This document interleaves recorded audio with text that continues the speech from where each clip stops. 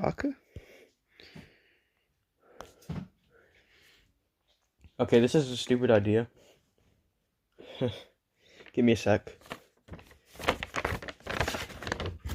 Okay. We can get started now. Good afternoon. My name is Tyler, and today I'm going to be talking about something that I'm very passionate about. A game by the name of Not for Broadcast.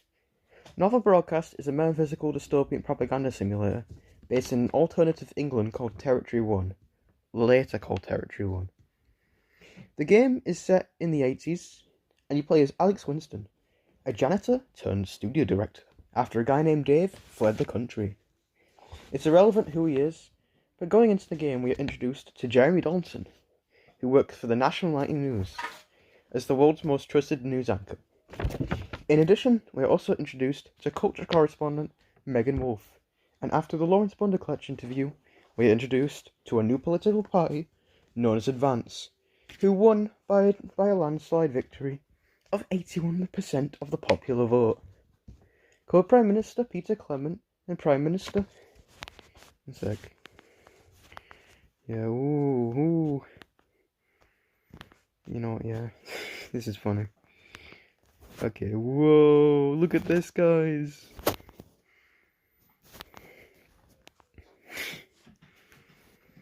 And then, look, whoa! Where was I? We're introduced to a political party known as Advance, who won by a landslide victory of 81 of the popular votes. Co-Prime Minister Peter Clement and Prime Minister Julia Salisbury passed the Assets and Wealth Act on their first day of office. The act hopes to bring down the rich by collecting everyone's annual salary and redistributing it into 3 tiers, with tiers 1 and 2 getting free money from tiers 3, which is done to eliminate poverty and homelessness, but also eating the rich. Famous quotes in this sequence include, "It ends today," and, "But first, you're gonna pay up. You're gonna pay back." Day 8 introduces us to a conspiracy theorist known as Alan James, who's against the government. It's this guy. Oh, fucking bollocks, man. Current slideshow? Yeah, it is. Alan James, who's against the government, whilst Katie Brightman, opposes him as an Advance supporter. Oh my god, get back in the slideshow. Already some conflict and tension. But going away from that is the first music sequence titled "Hey Friendship." Whoa. One of the creators, Gary the Fist, grew up on a council estate and it wasn't great. Day 103 isn't important, but day 232 introduces us to an optional political censorship with controversial hip-hop artist Jay Zuz. It's this guy, he's here.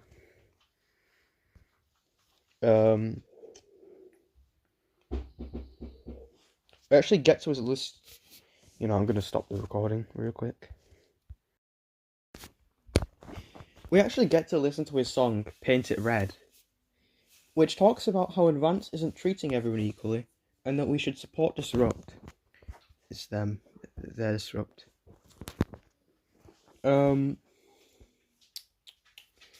Day 296, the heat wave, has its most pivotal scene involve around Jeremy Donaldson. Oh, it's a couple of slides ahead. Ooh, Jeremy Donaldson. Involve around Jeremy Donaldson being outraged by how soft the news has gotten. Cat football and the world's most attractive horse. Right, page 2. He presents us with a tape from Disrupt that we can actually play during the ad break. Doing so introduces us to the spokesman.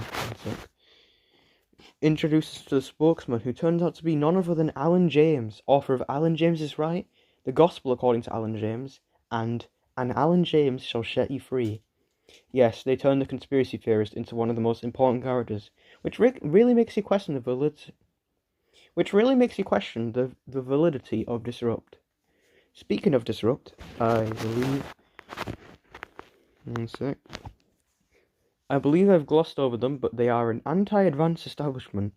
They could be considered revolutionaries, as they wish to rise and rebel against the against the current government. Their symbol, an orange fist, could arguably be linked to the communist fist. According to my friend, but I don't really see it. Their idea is likely, but symbol not so much, though they are both fists. Going back to the story is day 371, where a 20-week war has been ongoing for ages.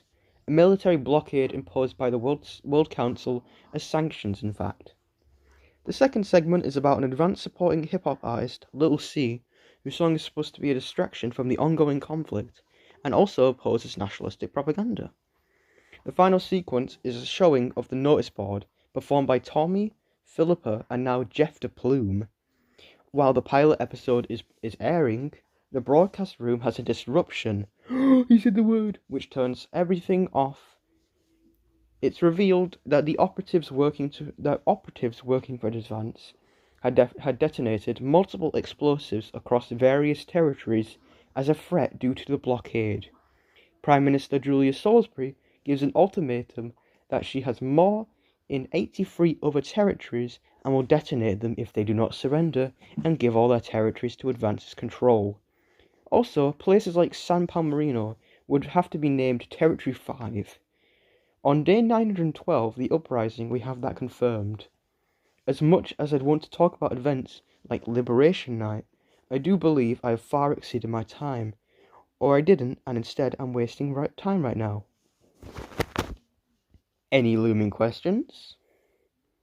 Also, derogatory terms, pre-Ts, pre-territories, people who turned 18 before Liberation Night, mentioned in the sterilization. Liberation Night is the event where Disrupt had fallen to Advance's new future.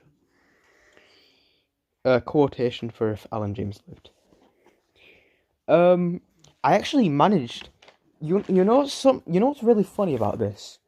I actually got a merit. I got a distinction for this.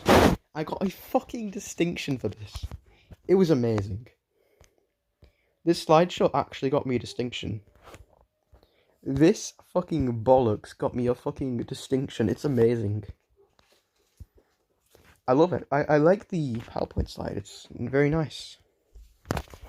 The teachers loved my PowerPoint presentation. Oh, give me a sec. They actually loved the PowerPoint presentation.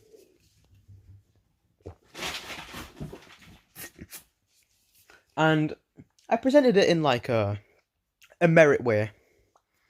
Because I wasn't perfect. I looked down at the script a lot of times. I don't actually know. Because obviously I had a limited amount of time, 5 minutes to be specific. I had to go between 2 to 5 minutes for this whole thing. Obviously, because I'm in no rush right now, I don't actually need to be a 5-minute long thing. But I wrote 2 paragraphs, and I got a lot of detail in it. I talked about it. I felt passionate. They thought I was passionate. I got a distinction. It's so good. There was like to be fair though, there was only one person in my English that got a merit. And that classroom is a set 5 classroom. And we all got distinctions besides one person, which I'm pretty sure was someone who barely did it. But like, that's amazing, isn't it? We mostly got distinctions. I think mine was the best though, probably. Because I just went hard on it, honestly, like. I'm proud of it. Also, this... One sec. Props to this slide point for being so fucking goofy ass. Props to this one. This is what got me the distinction, by the way. Imagine. Anyway, so that was my PowerPoint slide. I'm probably going to censor my name being used, because obviously we had to be like, hello, my name is Jeremy Donson's Ballsack, and I'm going to be talking about Not For Broadcast, the best game of all time. So, we had to obviously, say our names, say what we're talking about, and then just go, start. It was... I actually had to do a couple takes in my thing, because my teacher, she basically let me do it at lunch before the actual thing even happened, before everyone else had to do it. I did it way earlier than everyone else, and I did pretty good. It took me about 3 takes, but I just said, "Fuck it, we're not doing it. We're not doing any more after this," and then I just went hard. I just said it all. I stumbled a lot. I had to look down at my thing a lot, but it was pretty good. I'm pretty proud of the script. It's pretty good. I could show you the whole script if you want. I could just censor the word, obviously. I could censor my name because I don't want to reveal that right now. Plus, that would not be very good, probably. I don't believe I've showed my name anywhere. It don't matter. I think you just know my first name is all. That's good to know. Yeah. Let me know in the comments if it was a cool PowerPoint presentation. I like it. I mean, PowerPoint 8 is just... The 8th page is probably my favourite one. To be honest, this one was just made for fun, right here. This one is made for a bit of context about nationality news, because obviously, my teachers don't know what not-for-broadcast is. My classmates don't know what not-for-broadcast is.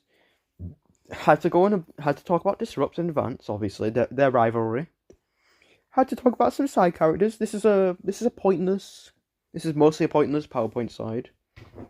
This is just law. This is also law, and this is just the most important one. You have to say thank you for listening, which I didn't actually say in my PowerPoint presentation.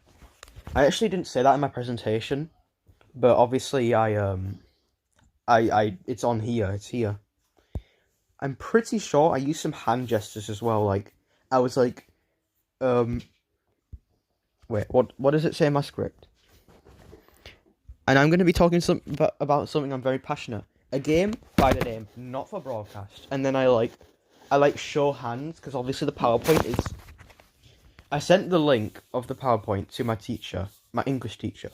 And then I obviously, I did a hand gesture towards the big screen. And it's obviously, whoa, look, this is what I'm talking about. And I'm pretty sure the teachers liked my hand gesture. The exam board would have loved that. It's oh my god, he's pointing to the thing he's talking about. Yay! Anyway, ball cancer.